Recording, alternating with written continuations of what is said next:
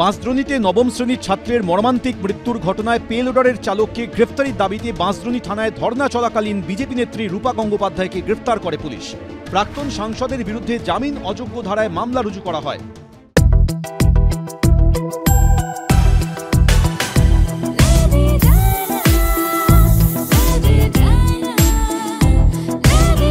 From lady to Lady Diana. Monet Lady Diana Deals. Rajbhar রূপা গঙ্গোপাধ্যায় তিনি বাঁশদ্রোণী থানায় বসেছিলেন এবং এই মুহূর্তে তাকে গ্রেফতার করা হচ্ছে বলে পুলিশ জানাচ্ছে। রূপা গাঙ্গুলিকে কি অ্যারেস্ট করা হচ্ছে? এই মেয়েটা অর্ডিনারি। হ্যাঁ।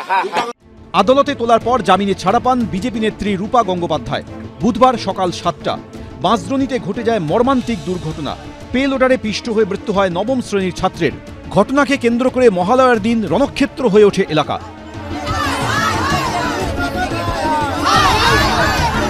পুলিশকে হেনস্থার অভিযোগে বিজেপির এক মহিলা কর্মী সহ 5 জনকে গ্রেফতার করা হয়। এরপরই ধৃতদের গ্রেফতারির দাবিতে বুধবার রাতে বাঁশদ্রোণী থানায় অবস্থান শুরু করেন রূপা গঙ্গোপাধ্যায়।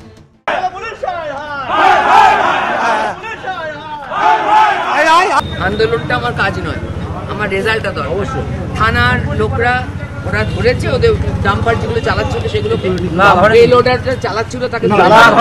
আমি রাতটা থানাতেই থাকছি, আজ বসবো, কাল বসবো, পরশু বসবো, যতদিন না ধরবে ততদিন।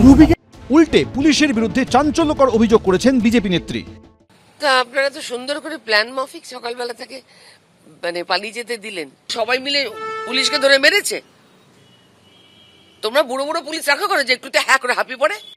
রাতভর ধর্নার পর 14 ঘন্টার মাথায় বৃহস্পতিবার সকাল 10টা নাগাদ পুলিশের কাজে বাধা দেওয়ার অভিযোগে রূপা গঙ্গোপাধ্যায়কে গ্রেফতার করে পুলিশ। আমাকে অ্যারেস্ট করবে, আমার ব্যাগগুলো রেখে থানা টাকা রয়েছে। যেহেতু মানে আমাদের থানার যে নর্মাল ফাংশনিং আছে ওটা অবস্ট্রাকশন হচ্ছিল, ওনার আগেনস্ট একটা কেস হয়েছে, ওনাকে ডিটেইন করা হয়েছে, লিগ্যাল অ্যাকশন নেওয়া হয়েছে। রূপা গঙ্গোপাধ্যায়ের বিরুদ্ধে ভারতীয় ন্যায় সংহিতার 132 নম্বর ধারায় পুলিশের কাজে বাধা দেওয়ার অভিযোগে জামিন অযোগ্য ধারায় মামলা রুজু করে পুলিশ। আমি তো কিছু করিনি, চুপচাপ থানায় বসেছিলাম। এদিন বাঁশদ্রোণী থানা থেকে প্রথমে রূপা গঙ্গোপাধ্যায়কে নিয়ে যাওয়া হয় লালবাজারে, সেখান থেকে SSKM এ নিয়ে গিয়ে মেডিকেল পরীক্ষা করা হয়। এরপর নিয়ে যাওয়া হয় আলিপুর কোর্টে।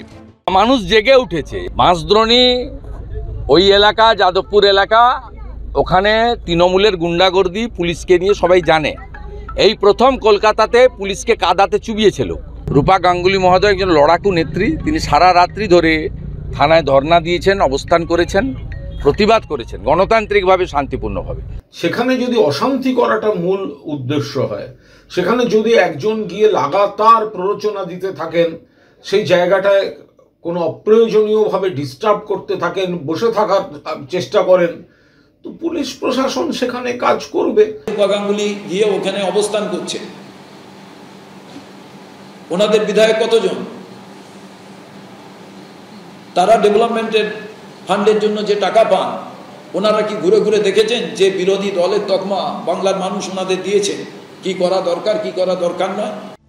শেষমেশ রূপা গঙ্গোপাধ্যায়কে আলিপুর আদালতে তোলা হলে জামিন দেন বিচারক।